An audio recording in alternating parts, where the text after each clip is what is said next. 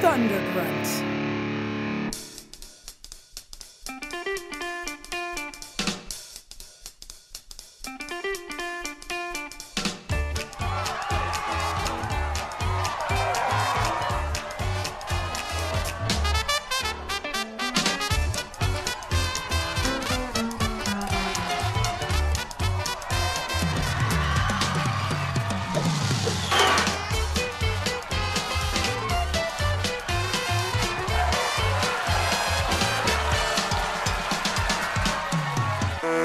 Hey guys. Hey Bob. Hey Bob. Hi, I'm Bob.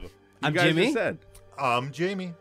And we're gonna talk today about an American classic. I mean, I'm kind of actually scared to even say the name because it's like really hard to talk about for me. Because it's like untouchable in a lot of ways. But we're gonna talk about Fargo and the script of Fargo. Well, it's not like we're gonna be bashing it. I am. No, Jamie's ready. Jamie hates Fargo, so as we all know. Hates good writing. Hey. As we move through the worst movies of the last 2 decades. Yeah, welcome to the Bash Fest. Yeah, right. First Fargo, then Citizen Kane. We're coming for you. That's our last episode. Rosebud so stupid. Who's a sled? It should have been a fucking dinosaur. Okay.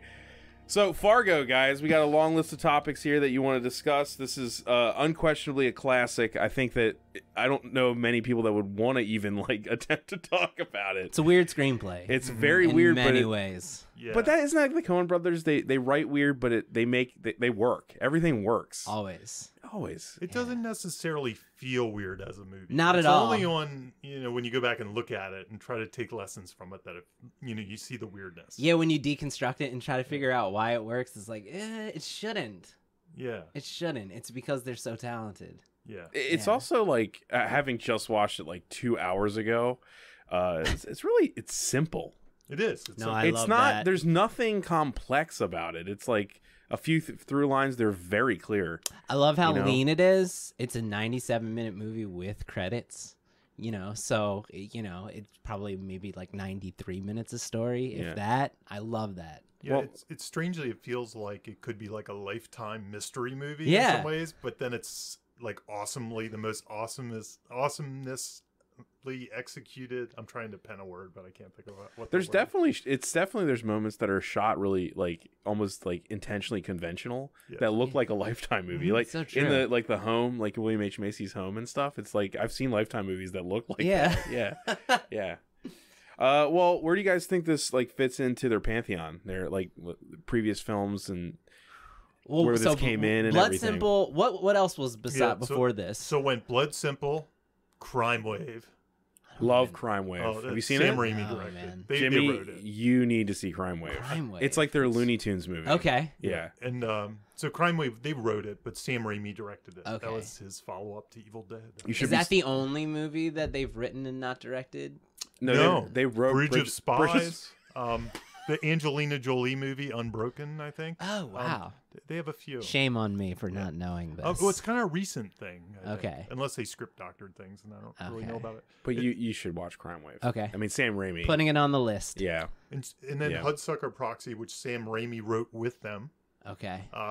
Raising Arizona, which was my big one as a kid. That was the one I loved probably Oh the my most. God, I love that Miller's movie. Crossing, Okay. and then Fargo.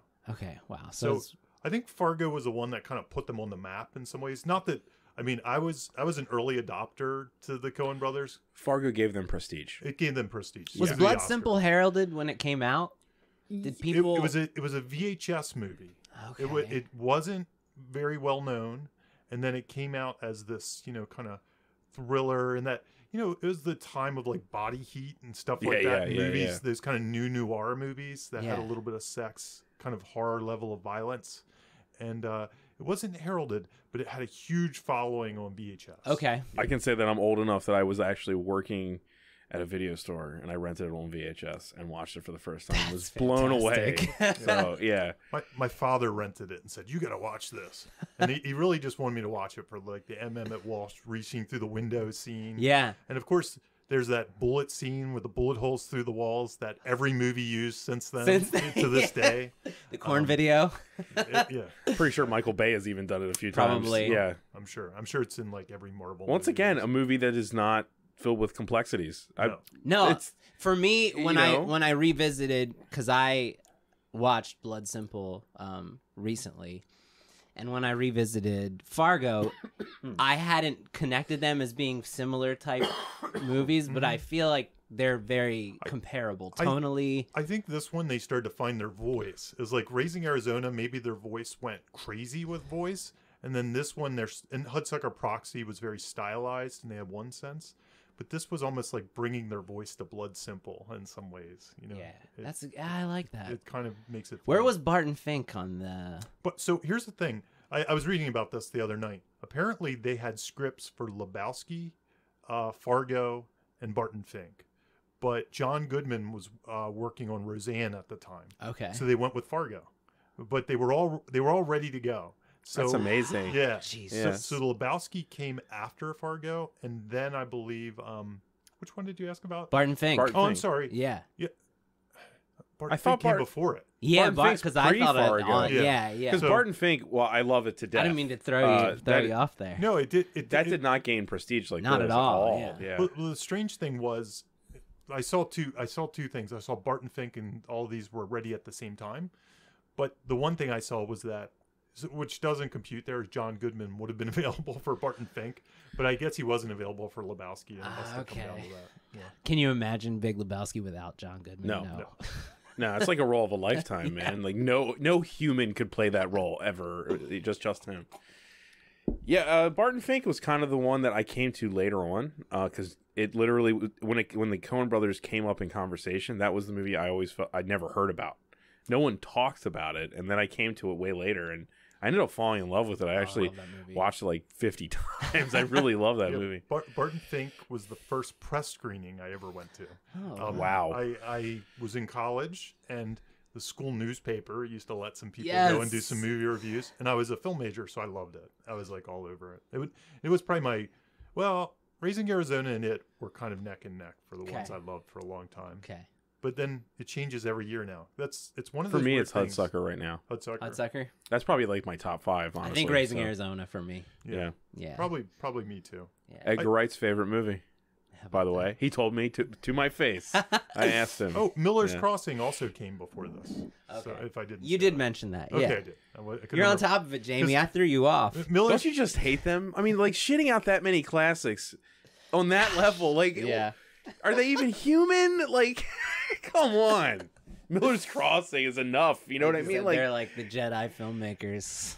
well, like anybody that's ever wanted to do this as a writer or filmmaker would be happy with one of their movies. Like, Yeah. just give me one. Yeah. And then they're, And they're still going. they're still going. You're Well, right. Also, this movie, Fargo, it made more money than some of those other ones. Like, Yeah. The other ones were like in the 8 million range. I think Raising Arizona actually made a lot of money too, probably because Nicolas Cage was pretty popular at the But this time. one was a blockbuster. This one, Yeah. This one was, The Fargo? Fargo. Well, yeah. so what you're saying, you feel like this, Jamie, is what you're saying a little earlier, is that you feel like this was kind of like the end cap of them finding their voice. I think it was the signature thing that made kind of everybody, and not just film students who got free passes, really sit up and be like, Oh, these guys are a thing. You know, it's not just like these. What's this Barton Fink thing or this Hudsucker Proxy? I this don't weird understand. pretentious crap. I don't want to rent it. Yeah, anyone right. can relate to this movie. This Anyone is can very- relate to this yeah, movie, Yeah. and I think it kind of cleared the decks for what they would do in the future. Also, being on the Oscar stage helps everyone know who Yeah. you are. So, you know, I hope Guillermo del Toro is more widely known by the public now. I know. I'm sure he is. You know, well, I mean, it helps. I mean, when Yeah. in '96 when this won, there's people that are like, oh, maybe I should see that. And then they Yeah. want to see the Yeah. next Fargo. Yeah. They want to see Fargo too, Yeah, which Fargo is the too. Big Yeah, Lebowski, exactly. and they're like, well, now I hate these guys. now they want a Fargo TV show. Right. And they got it. Yeah, Jamie had warned us because we read the script before the podcast about the format, because I had never seen the script or any Coen Brothers scripts. Wow. Mm-hmm. They give me hope because I'm bad at formatting, and I'm like, well, maybe like that's kind of like if the personality is in there, maybe you know what I mean. I want to hear your take on everything. this Well, as a teacher. yeah, I don't know what to say about it because their format, it's not really inventive. it is kind of just lazy. It's lazy in some ways. It's not like I look at it and goes, wow, those Coens, I want to imitate that. It's just like they're almost doing it just to do it. because they have to put it on paper. But it's for their yeah. It's for what they're gonna do. So they have the advantage that they're gonna make it right. So they don't have to. They can communicate with everyone that needs to be communicated. You know, all the various departments. They don't need the script. They already have envisioned. You know what they're gonna do. So they have the advantage whereas your amateur person. Just to give an example of what it looks like, and I recommend everybody go and check them out because they're all check it out. It's really different. Yeah. You can find Raising Arizona. You might even be able to find Blood Simple and things like that online. They don't use interior or exterior. They tend not to use day. Sometimes they skip scene headings altogether and just put like a dead person's face and just move from there. They're almost like shots. It reminded me of reading a play, screenplay. Yes, more than I would anything. say that's very good. That's a very good description of it. And then just for some random reason, they decide not to capitalize dialogue names. They just use regular that's a weird case. thing. They center them. They do everything else normal.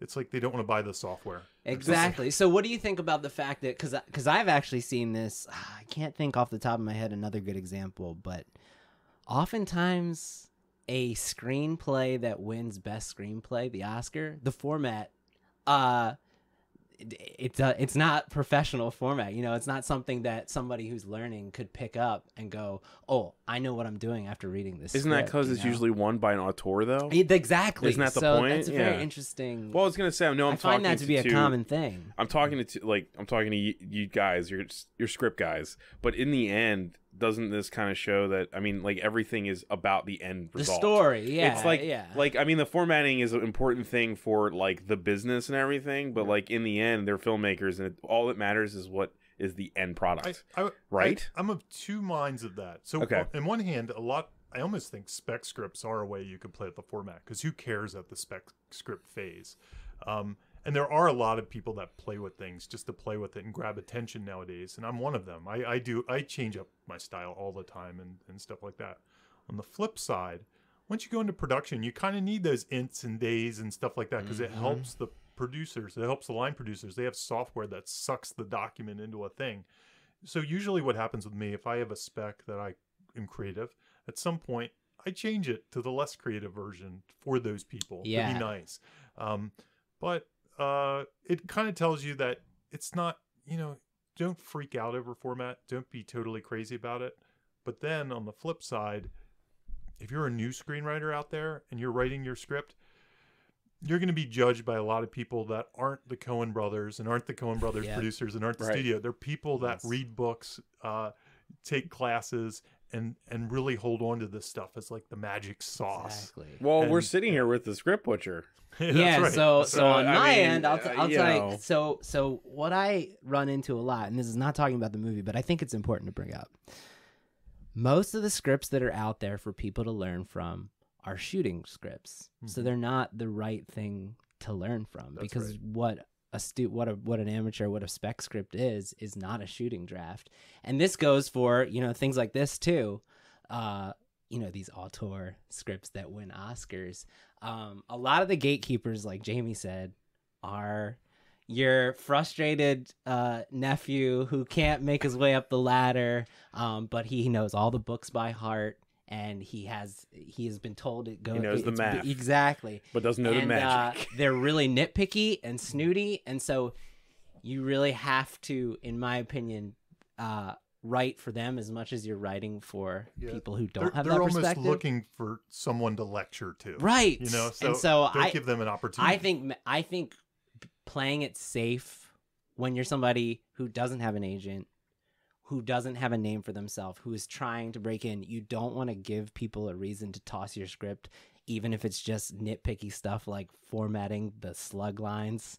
So I think it's flies and honey, man. Yeah, it's smart. It's smarter to do it very safely. And the danger may outweigh the advantage. Like, what is the advantage? Because again, it almost just feels lazy. Like, why not capitalize the dialogue? Right. Why not capitalize the name of the character? Yeah. Exactly. So I try to, as a script consultant, I try to preach proper format just to protect the writer from it distracting from the story. Yeah. Because a lot of people get distracted by improper format, they don't even pay attention to the story. They're like, look at the way the slug line looks. The bottom line with that is Joel and Ethan Coen, send your scripts to scriptbutchers. Jesus, come on, man. What? Yes. Absolutely. Please do Come on, it. guys. I would love to hear Jimmy to the tear him apart. 2018. Are you kidding me? It's perfect. I love it. Just say, yeah, no, it's good. It's good. I don't want to, yeah. But it's worth mentioning. I was going to say, to refocus us a little bit, do you think, and this is, I think, true of these two people, like, do you think that almost the laziness or the way that they wrote these is part of the whole deal? Do you know what I mean? Like, there's some filmmakers that actually, in the scripts that they write, like, put their personality more than anything. Like, Shane Black, even, like, you know how he always added stuff like, this would be a great house to have sex in. And you know what I mean? Like, he would just add things. There's definitely a character that the Coen brothers portray publicly, and maybe this is part of it. Maybe that kind of aloofness, or you know, it's like, very laissez-faire for sure. It's a very like effortless script in that way. Yeah, but I thought it was worth talking about because I run into it every day. I always bring up A Simple Man. I watched that movie, and I think like everyone, I watched it and I was like, what? You know? And so I got to watch it a few more times, and I got it. But then I listened to the commentary, and on the commentary they're talking about how that their opening Jewish parable has no meaning to the actual movie. And that made me just realize, okay, I get those guys so much better by listening to the commentary. Yeah. Like, it literally has nothing to do with the rest of the script. They just wanted to do it. Yeah.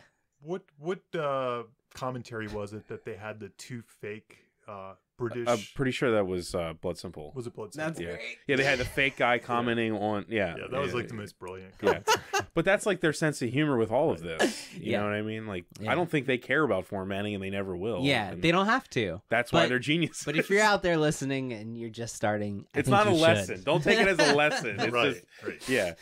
If you're the Coen Brothers, you can do it. But let's dive into the movie a bit.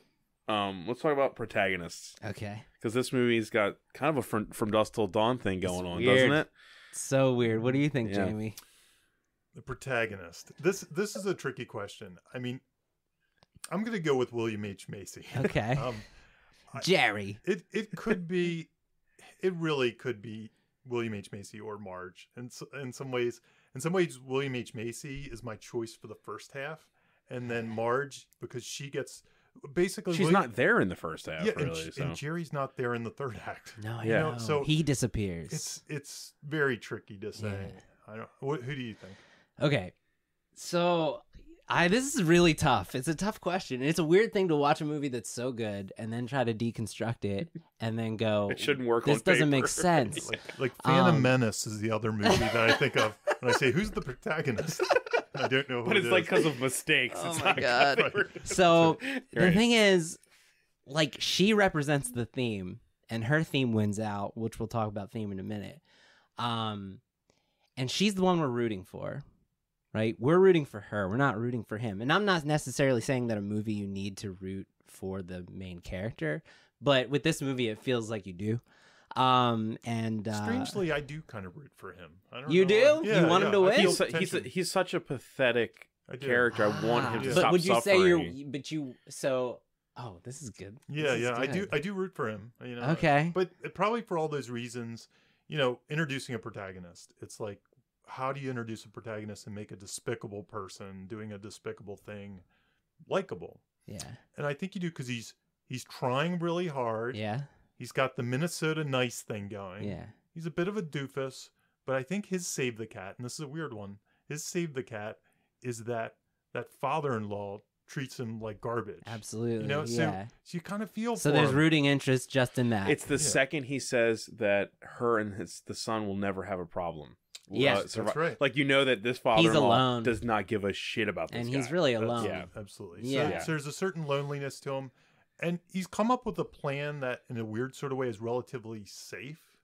And he's really just trying to have a better life. Like his plan on paper is like no police would get involved. He'd just get the money. His wife would just get a little break. I mean, everything goes wrong. Yeah.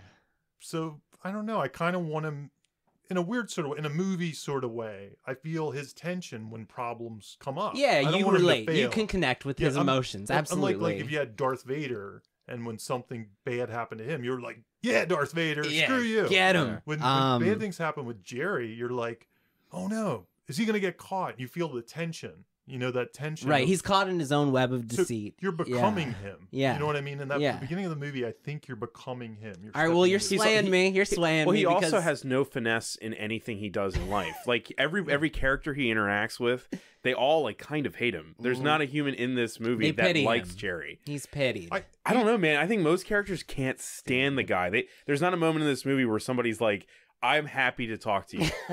Even does that make his wife kind of is, dude? Even her, she's like disconnected from most of the movie though. She's just not there. Strangely, even in that True Coat scene, I feel kind of bad for him. Yeah, like when I'm like kind of stressed out. No, you do. Even though he did it, I agree completely. He's a jerk. Yeah, I agree. Yeah. I agree. Well, for me, the way I just feel like, Marge is the one that has the she's like driving the story forward. You know, she's kind of carrying, in my opinion, she's carrying the movie. We're following her as she tries to uncover this mystery, and she represents the theme. And also, if she's not the protagonist, then is she the antagonist? And if so, does that make sense? I would view her almost like the fugitive.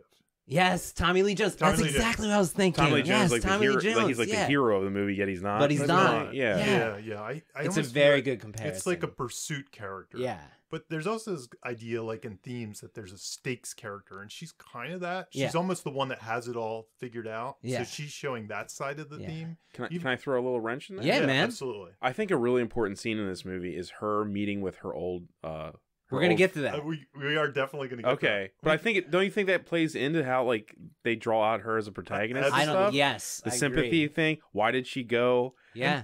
There's you like. Want to just talk about it? Well, no, I don't know. I feel like it's kind of relevant here. Yeah, let's talk about it. Well, yeah, absolutely. Well, if we can wait, we can wait. Okay. No, I mean, let me go to one other thing. We can kind of skip down, but that's absolutely. We have an outline, people. Yeah. Yeah. Your organized. Your point is absolutely key to this debate, because if she has an arc, then it seems like she's more of a protagonist. If she's not just perfect the whole time.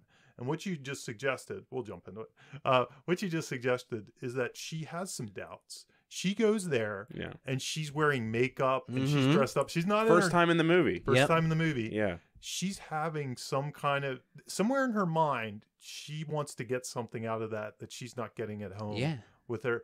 And because she's so nice and sweet and stuff like that, that you don't really think of it in that terms, but was she 1 foot in the affair world or dabbling? I think showing up at the restaurant was as far as she could possibly go with her morals. It's the first time we see her character be deceitful, because she doesn't tell her husband. And everybody else in the movie that she's been against, like fighting against, is deceitful, and she's been the one character who's been honest the whole time. And so all of a sudden we see her entering the villain's mindset. That's also in a scene that could be excised from the plot completely. Yeah, it doesn't matter. Yeah, but it's important. It's only a character. If she had told her husband, I'm going to see this guy that I knew from college or high school, I feel like it would be a completely different scenario, but she doesn't.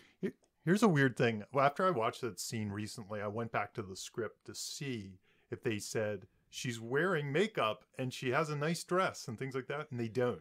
Interesting. So, because I was like, is that a costume decision? Is that them just not worrying about it? Or maybe Francis suggested it. I don't know. Or they could just be like the costume department just was like, well, she wouldn't go to a restaurant in her uniform. But they make it a point, as far as the way they film it, they romance that moment. They do. Before she walks in. She takes a deep breath.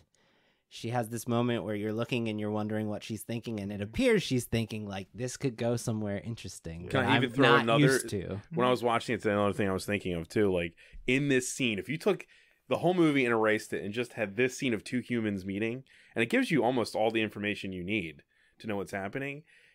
It's weird because that guy sort of feels like a Jerry.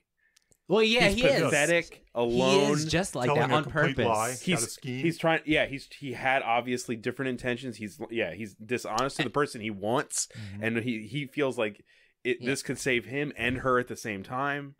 And what's all underneath it is, and like, we haven't gotten into theme yet, but he says it all right there. He says they're talking about what they've accomplished in life, right? And he says it's not as good as what you've accomplished. It's not as much as you have. Let's talk about theme then. I think we're already finding a trajectory of this podcast. Like our question is, who's the protagonist? It almost frames the whole thing. Yeah, because it could be two different stories.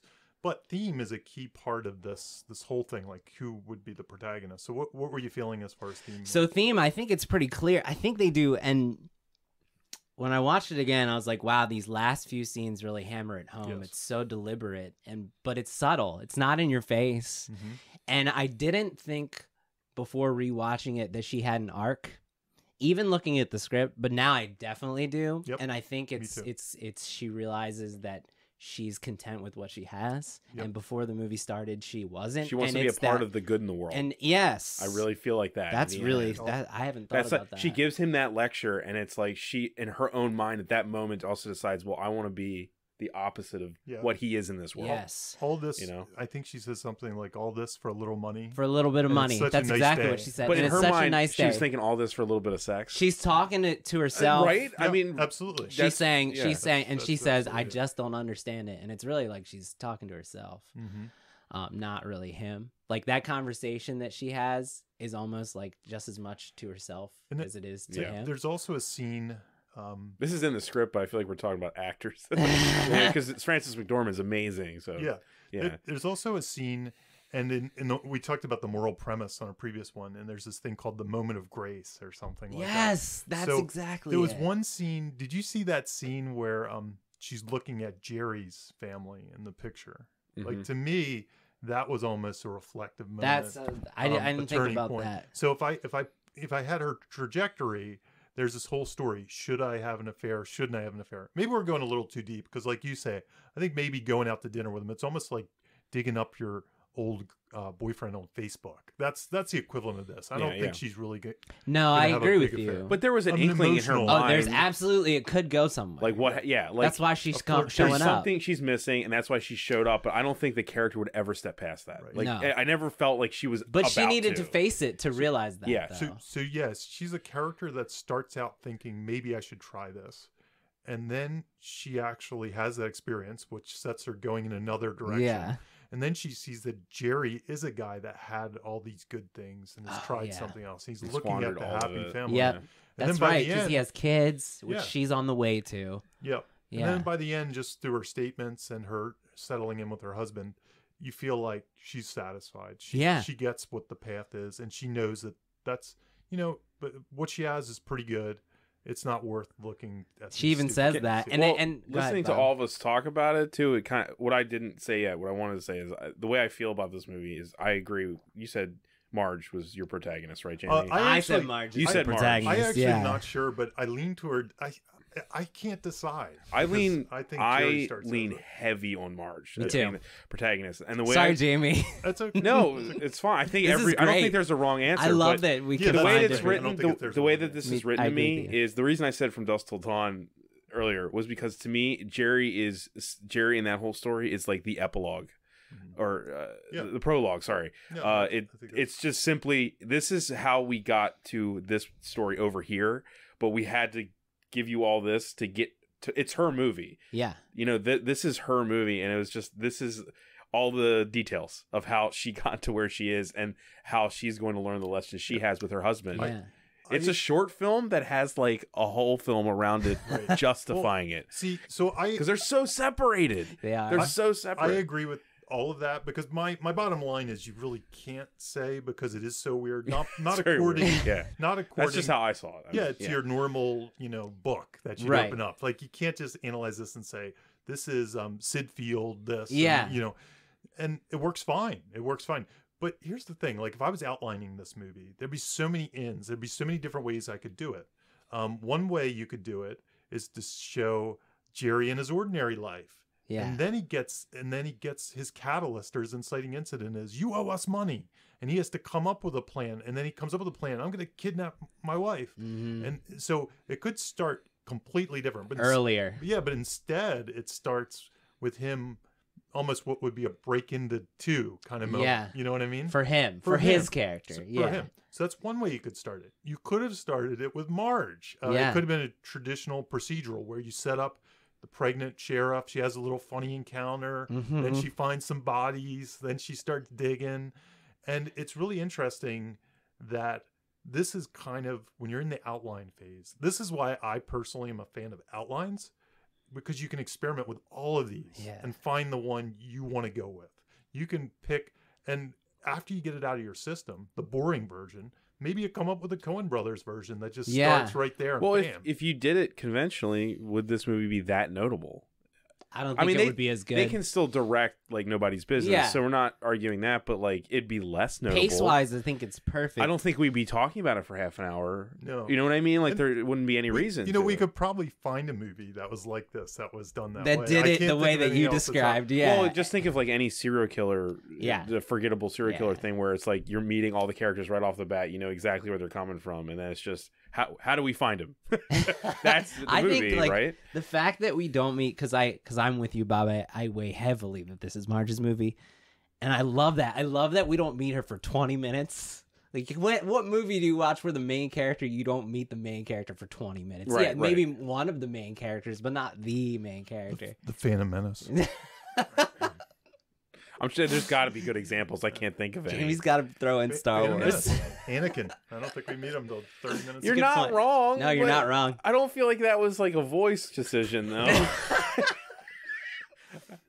But that was Lucas for me, drinking like too much. I think the setup of this movie is less about Jerry and more about, because this is like the why done it, right? So this is it's the setup of what Marge is going to have to uncover over the course of the story. We're just learning that. And if I could, like, Jerry, he's written wonderfully and, He is. performed beautifully. Yes. But if you really examine it, Jerry is extremely one-dimensional. Like, he, like, it's, you know what I mean? If he is the protagonist, there's not that much to Jerry. Well, but Marge, as we talked about, is going through something here under the surface. So here's my argument against Jerry being the protagonist. This is why I really couldn't settle on one or the other.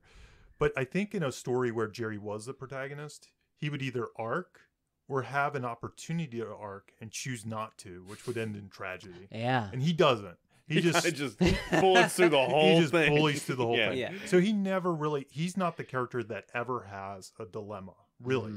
He just keeps trying to fix the problem, the surface level problem. For himself. For himself. Yeah, not even for his kid. Even his kid, he lies right to his face. Yeah. Is there a term for a character that's constantly balancing plates and they just keep falling off or something? I don't know. What would you call that, Jamie? Like a circus act? I'd call that a Jar Jar Binks. No, Right. And just keep the Phantom Menace love rolling. But I never really considered that about. I mean, that's something I just said, but it's something I kind of realize right now. Is like Jerry's kind of just that He's a through line. Like he just stays. I never, as much sympathy as you said you had for him. There's no point in that movie where I feel like, oh, he's gonna win. succeed. Yeah. No, Yeah, no. I know in the end he's either dead or in jail. Yeah. That's a good point. Yeah. There's no hope with that character. And his character basically vanishes slowly For a through long the movie. part of the movie. Yes. He starts becoming less important. Even Steve Buscemi is almost more important somewhere toward the second half. And that's something I try to preach when I'm reading scripts is your main character, if they disappear for 7 to 10 minutes of the movie, are they really your main character? You know, if they're not driving, if you go 10% of your story and your main character has been disappeared and they're not affecting the events whatsoever, are they really the driving force of this story? You know, so and he disappears for like 20, 30 minutes. Yeah, but isn't this proof that there's ways to do everything? Yes, you know absolutely. what I mean? Like, Yeah, if no, there that's is- true. Yeah. I know we always argue about that, but I don't always love talking about Well, that. I don't always believe in a right and a wrong. Yeah. That's why, like, this is great because this script, I can't. It's unexplainable in a lot of ways. Like, It is. It's strange. why is this so gripping? It is. But and that's interesting to say because one of the things I had trouble with was finding like what's the inciting incident or the catalyst or that typical structure. And the reason it works without it is because the first scene is almost like an inciting Absolutely. incident. I was just gonna say the first scene was, Every scene after it is like, what happens next? What happens next? And as long as you can do that, all this kind of structure nonsense that we talk about and stuff doesn't really matter. Yeah. No, the Coens are good at like the butterfly effect, not the movie, the concept. like that meeting at the beginning is how a woman learns not to cheat on her husband. Yeah.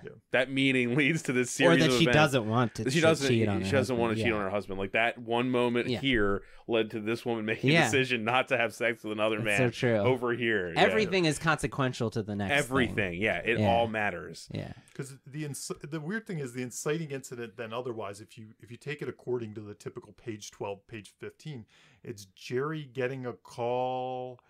About not doing it, and I've heard arguments about that. Like, is that an inciting incident? Because how does that really change things? You know, he definitely.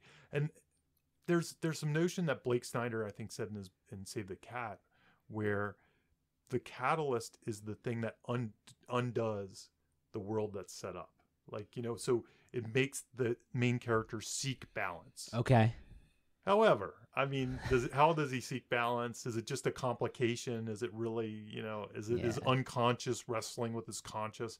I'm not sure. Yeah, I don't think. Also, we don't know what he's trying to seek balance toward. I know they never answer that. I like that they never We don't answer know really what he needs the money for or I anything. love that. Yeah, it's the briefcase with the glowing I rock love in it. that We they don't let know. it up to your imagination what scheming things he did. Well, because you know him and you know he screwed up. His life is a screw up. He messed up big time with somebody worse than who we're watching. Like Shep was like that Shep guy, Shep Proudfoot was like the savior of his story. Like, this guy can help me, and if that's your savior, if you almost look at it, so I'm running with your plan now. I'm going Marge. Okay. Marge oh Team really? Marge. We convinced you. Yes. All right. So if you say the whole thing, and I like the prologue idea, it's like Lord of the Rings. Yeah. We just have this montage of Sauron and stuff. It's almost like Jaws in some ways. I agree. Okay, Yes. The murder happens. Yeah. She comes Yes. to visit it. She investigates. You know, she finds the complication. I think your police work's a little faulty there, which is my favorite line in the whole movie because there's something about that. That whole conversation is my favorite. It's that and the broom conversation. The guy with the broom who's sweeping his driveway. Oh yeah, love it. Yeah. They have I love everyone in this movie. Just like, it was funny looking. They have nothing to say. There's something about her, the way she critiques the guy's police work. That's the thing that endears me to her. Yeah, that's the one line that totally endears me. But anyway, that's almost like the thing that she's spinning off into the investigation. Like she finds that one thing, that one piece that they screwed up, that Jerry screwed up. And she's gonna. Did Jerry screw that up, or where is it the guys? I'm trying to remember who the dealer plates and all that stuff. I think the guy. I think Carl took it off. He says I always take my plates off. It's just something I do. Yeah. So she found the one thing that these goofballs screwed up, and that's going to set her on the trajectory. So you could almost. She's also good at her. Being good at her job makes her. And they showed that. Kind of the hero there. Just the fact that she's competent in a sea of incompetence. There's rooting interest techniques all over the place in that scene. She's pregnant, but she's still working hard. And then she's also funny and good at her job. And good at her job. She's well knowledged and And then you could probably take the whole movie and break it down into 3 acts from that. From that point, I think so. You probably could. Mm-hmm. So so I wasn't that crazy with no. the I think it's good. That's the movie, right? Yeah. Well, let's talk about characters a little bit. You just talked about how you were endeared to her. I want to say I'm endeared to her husband. Because of the eggs line. Because he says, I'll make you some eggs. You can't go to work without eating. I'll make you some eggs. I don't feel like there's much else to that character besides that line and showing he's there for her. Yeah. They don't really do much other work besides that, but that for some reason makes me want her not to sleep with that other guy. It tells a story of it tells enough of just the eggs thing tells enough of a story. I don't need anything else. Well, there's also the little subplot with the stamp art, and she's really rooting for him. He brings her lunch. He doesn't lunch. think it's a big deal, and she does because she loves him and she's a good supportive wife. He's like, this is no big deal, and she's like, no, this is the best thing ever.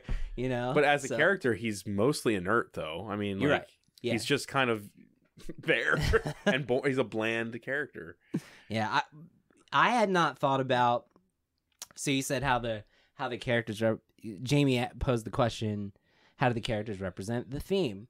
And I hadn't really thought about until you asked that question about Shep, Oh, that's his name, right? Shep Proudfoot. Proudfoot, yeah. The guy who he hired originally. And who hired the guys, yeah. If you watch it thinking about it that way, you know, his backstory is antagonistic, but he's now a man who's trying to lay low and just live with what he has. He's as he's presented, at least on the screen, he's got a job that's like really quiet. You know, there's nothing sensational about it. He's only in there because he's in the know.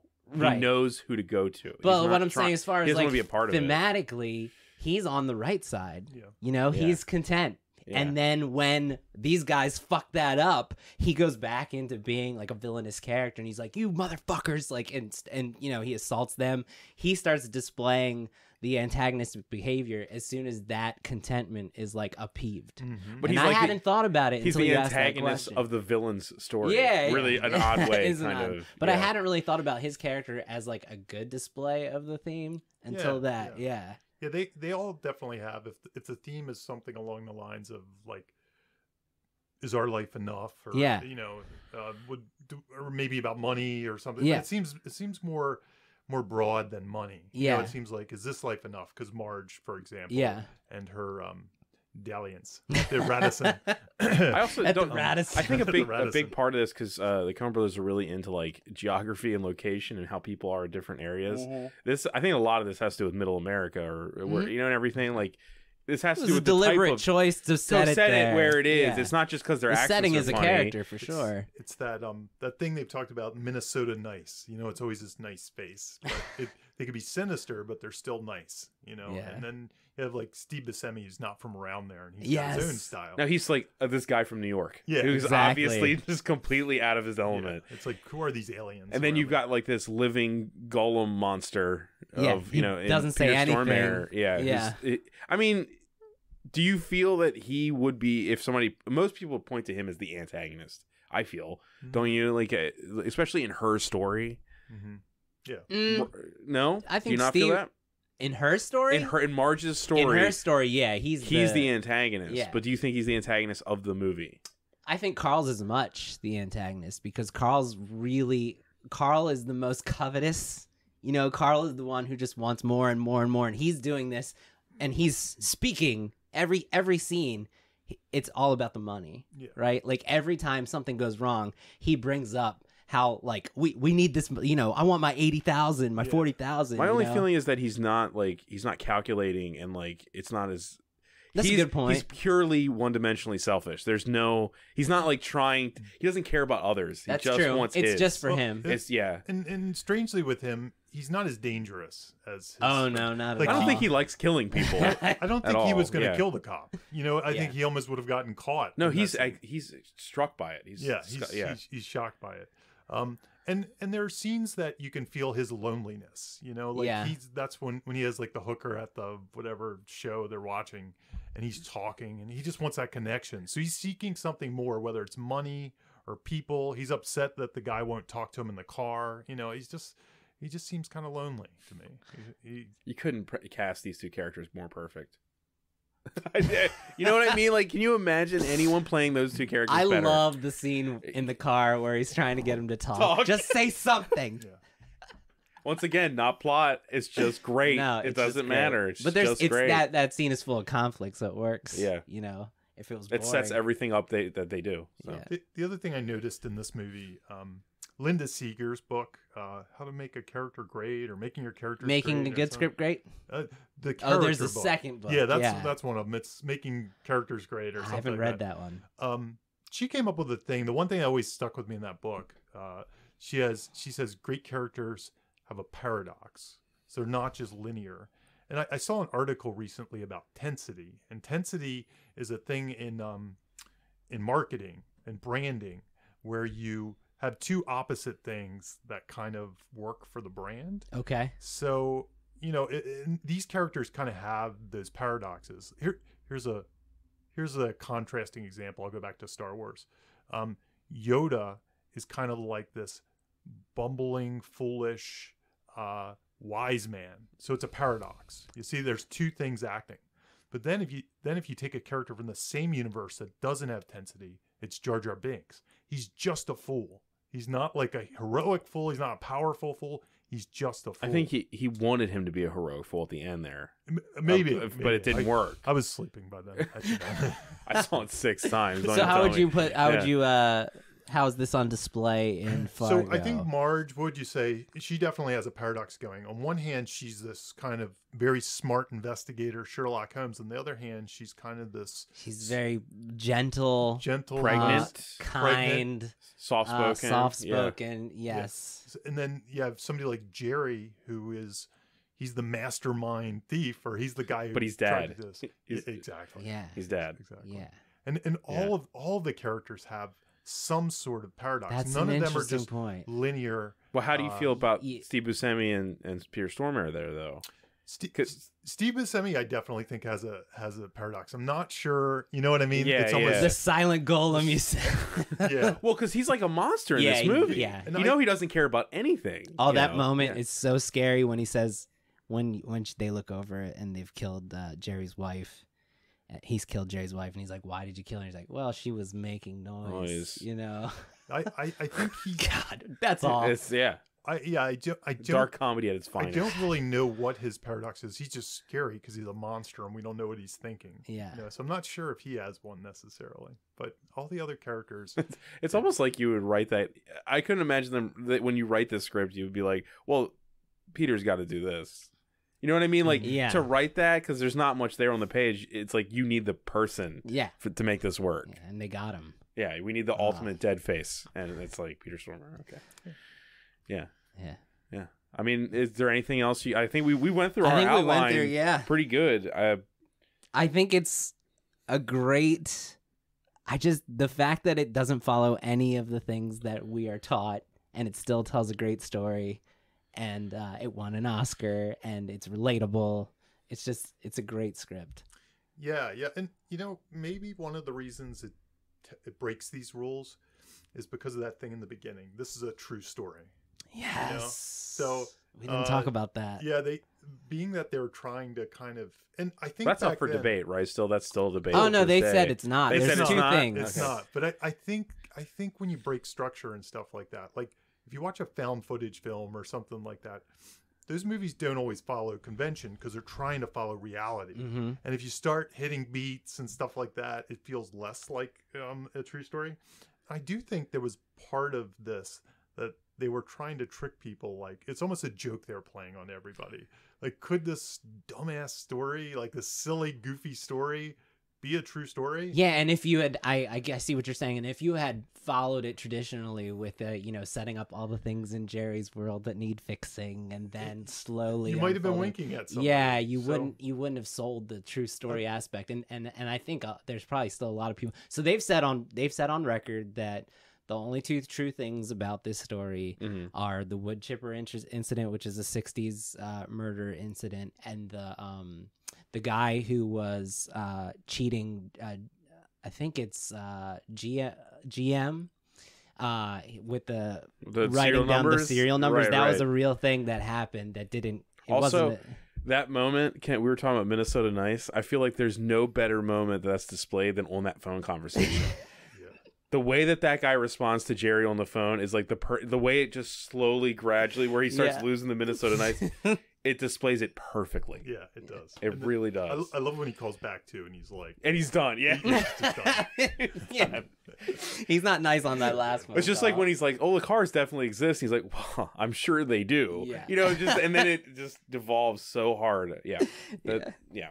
Is there anything else, guys? I mean, I think we talked about everything. Yeah, I think I'm convinced it's Marge. That's okay, we're all on Team Marge now. Yes. Team Marge. Wow, we had an arc in this podcast. Yes. We did. I was on the fence. I debated. I went back and forth, and I came out with Marge. That's a perfect arc. Yeah.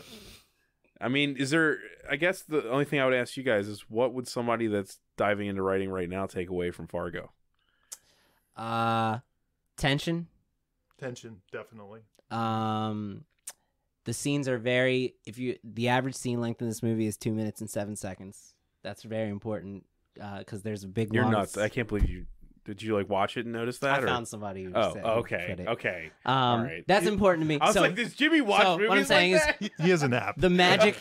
I preach this. The magic of the 2 minute scene. Yeah. Okay. Tension. Character paradox, as Jamie said. Mm-hmm. Yeah. Yeah. What else? That's my takeaway from this, for my own self, is character paradox. Google tensity out there, and I think you'll find this thing, tensity in storytelling. It's a really good article that I've taken to heart recently.